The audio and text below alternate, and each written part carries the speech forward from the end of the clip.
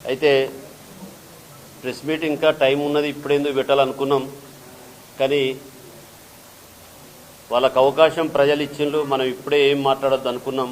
కానీ రోజు రోజు చూస్తూ ఉంటే ప్రజల గోస, ప్రజల ఇబ్బంది, ముఖ్యంగా కాంగ్రెస్ వాళ్ళ గోస చూస్తూ ఉంటే నాకు ప్రెస్ మీట్ పెట్టాలనిపించింది.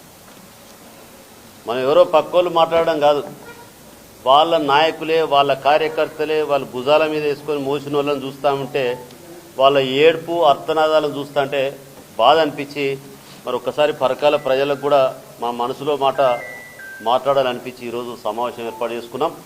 దీనికి వచ్చిన మీ అందరికీ కూడా మరొకసారి ధన్యవాదాలు, కృతజ్ఞత. ఇలా మనం చూస్తూ ఉన్నాం గ్రామ సభలు.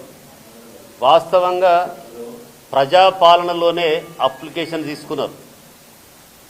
ప్రజాపాలనలోనే నీకేమున్నది, కోడిపెట్టు ఉన్నదా, కోడి పిల్ల ఉన్నదా, గొర్రె పిల్ల ఉన్నదా, కారు ఉన్నదా, బండి ఉన్నదా, ఇల్లు ఉన్నదా, నీకు పిల్లలు ఎందరు, నీకు పిల్లలు ఎందరు, ఇవన్నీ తీసుకున్నారు సార్. అలానే అంత బ్రహ్మాండంగా తీసుకున్న తర్వాత ఇవాళ నేను గ్రామ సభలో మల్లలు ఎందుకు అవుతానని నేను అడుగుతా ఉన్నా. వాస్తవం ఇది, నేను అనట్లే. నీకు భార్య ఉందా లేదా అని అడుగుతున్నావు, పిల్లలు ఉన్నాయా లేరా అని అడిగినావు, వాళ్ళు ఏం చేస్తున్నారని అడిగినావు, డిగ్రీయా పీజా చదువుతున్నారు అని అడిగినావు, నీ పిల్లలకి ఎలాంటి ఉద్యోగం ఉన్నదని అడిగినావు, నీకు పెన్షన్ ఎలాంటి పెన్షన్ అని అడిగినావు, నీకు ఇన్కమ్ ఎంత అడిగినావు, సెల్ఫ్ డిక్లరేషన్ ఇవ్వమన్నావు. సెల్ఫ్ డిక్లరేషన్ వాళ్ళకు వాళ్ళు ఇచ్చుకున్నారు. నా ఆస్తిది, నా ఖాతా. ఓకే, ఇందిరా మిల్లులో అప్లికేషన్ పెట్టుకున్నారు. ఓకే, నీకు అధికారులు ఉన్నారు కదా, వాళ్ళ ఇంటికి పోయి ఇందిరామ ఇల్లు ఉందా, లేకపోతే ఇల్లు ఉందా, గుడిసె ఉందా, గూనె పెంకలు ఉన్నాయా, వాళ్ళ పిల్లవాడు చదువుకున్నాడా లేడా, ప్రతి ఒక్క స్పెషల్ ఆఫీసర్ నేసి ఇంటికి ఎంక్వైరీ పంపించావు. నువ్వు బాధ్యతగా నువ్వు చూసిందే రాసుకొని రమ్మని చెప్పి నువ్వు ఎన్ని కాలంలో, ఎన్ని నెంబర్ల కాలం,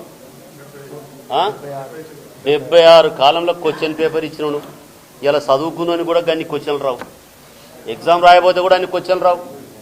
76 క్వశ్చన్లు వేసినావు. నువ్వు క్వశ్చన్లకు ఎక్కడ తెలియకపోతే నీ అధికారులు చెప్పిండ్రు, ఇంటి ముందర చూసుకొని రాసుకోమన్నారు.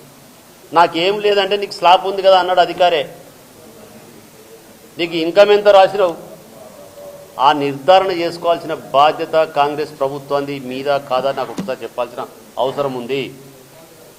దాన్ని మళ్ళీ ఏందో గ్రామ సభలను పెట్టి కల్లోలు సృష్టిస్తూ, అల్లర్లు సృష్టిస్తూ, రాయరాని విధంగా ఉన్నటువంటి భాష మాట్లాడుతూ ఉన్నారు. ఇలా ప్రజలు చూస్తూ ఉంటే చాలా బాధాకరం అనిపిస్తుంది. ఏ ప్రభుత్వంలో కూడా ప్రజలు ఇట్లా మీద పడి తెచ్చిన సందర్భాలు లేవు.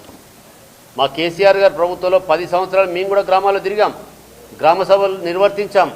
గ్రామంలో ఖచ్చితంగా నీకేం కావాలని మాట్లాడడం, పారదర్శకంగా ఉన్నామే తప్ప పార్షివాలిటీగా లేం, పార్టీలకు అతీతంగా లేం, నీ ఈ పార్టీ ఆ పార్టీ అని అడగలే. నిన్న ఒక ఎమ్మెల్యే అంటాడు, అవును మా వాళ్ళకే ఇచ్చుకుంటామంటాడు. ఓకే, ఇచ్చుకొని కాదనేది లేదు. వాళ్ళకి ఇల్లు లేకపోతే, వాళ్ళకి రేషన్ కార్డు లేకపోతే ఇవ్వు, వాళ్ళకు ప్రభుత్వం తరఫున వచ్చే సంక్షేమ పథకాలకు ఎలిజిబిలిటీ ఉన్నదా లేదా నీ కార్యకర్తలే ఇచ్చుకో ముందుగా, మేము కాదనం. కానీ అదేందండి, ఇలా ఎవరికి ఇచ్చావు నువ్వు ఇల్లు చెప్పరు. ఒక ఆయన ఉండి దుకాణం పెట్టుకుంటాడు ఊళ్ళల్లో, 500 మంది అప్లికేషన్స్ ఎలిజిబిలిటీ ఉంది, గ్రామ సభలో నిర్ధారిస్తే 50 మంది మీద పడతారు. అంటే గ్రామంలో నాకు ఇస్తే అయిపోతుంది నీ పని, నాకు ఇస్తే అయిపోతుంది.